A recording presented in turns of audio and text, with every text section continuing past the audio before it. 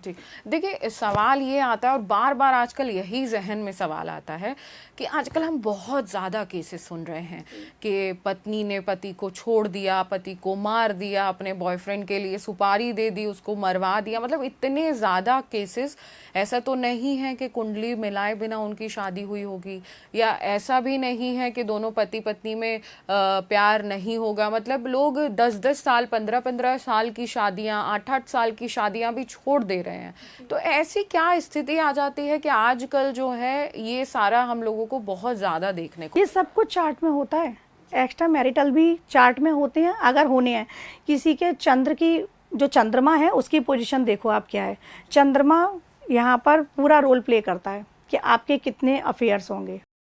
चंद्रमा की पोजीशन देख लो, क्योंकि चंद्रमा मन से कनेक्ट है और अर्थ के सबसे क्लोज है। तो चंद्रमा का हमारे ऊपर बहुत बड़ा असर है।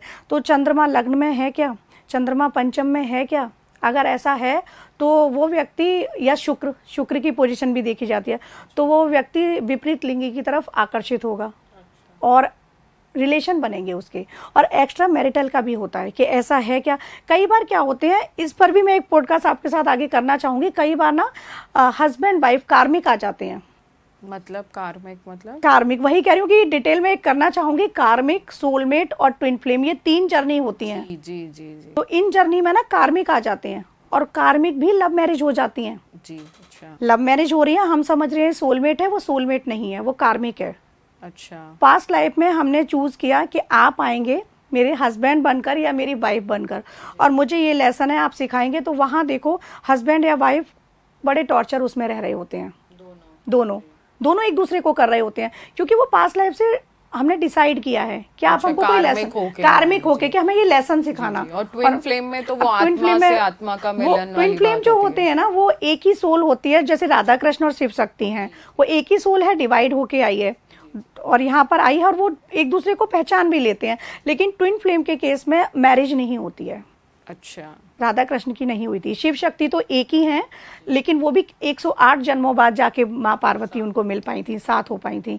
तो इसमें यही होता है। अब सोलमेट है, सोलमेट सिर्फ हम हस्बैंड को बोल देते हैं, ऐसा नहीं होता। मदर भी होती है, फ्रेंड भी हो सकता है। ये हमारी पास्ट लाइफ की सोल होती है, उसको हम एज ए सोलमेट लेके आए होते हैं।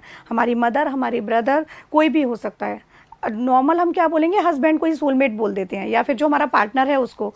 लेकिन सोलमेट का भी ये थ्योरी, हाँ थ्योरी अलग है ये। तो कई बार ये होता है कि आपस में जिनमें झगड़े ज्यादा हैं, वो मैं 90% कह सकती हूँ कार्मिक होते हैं सारे रिलेशन। पहले से ही उनका, जैसे कहा जाता है कि सबकी किस्मत पहले ही लिखी है और अभी हम उसका फल भुगत रहे हैं, कर्म कर रहे हैं, इसलिए हमारे साथ ये सब हो रहा है। कर्मों के आधार पर ही हमारा जो चार्ट है, 12 भाव हैं, ये हमारे पिछले जन्म के कर्म के आधार पर ही हमारे ये सारे आते हैं। सारे ग्रह, नक्षत्र, सारा चार्ट हमारा पिछले जन्मों के आधार पर ही है। हम पूरे, जैसे मैंने बताया ना, हम अपने चार्ट से अपनी पास्ट लाइफ देख सकते हैं। सब पता चल जाएगा पास्ट लाइफ में हम कौन थे, क्या चीज छूटी थी, क्या हम लेके आए हैं। सिर्फ एक बार पैटर्न समझ में आ जाए, क्योंकि इतना डीप कोई जाता नहीं है।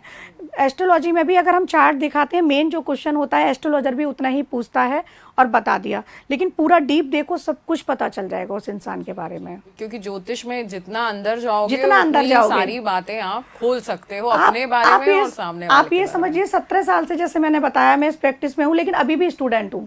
डेली नई नई चीजें सीख रही हूँ। इसमें इतना है कि नई चीज, डेली नई चीज निकल के सामने आती है, और वो डेली आप करो ना, तो जब कोई अच्छे एस्ट्रोलॉजर को दिखाओगे ना, तो वो एक एक चीज बता देगा, आपकी एक एक टाइम की प्रिडिक्ट कर देगा वो।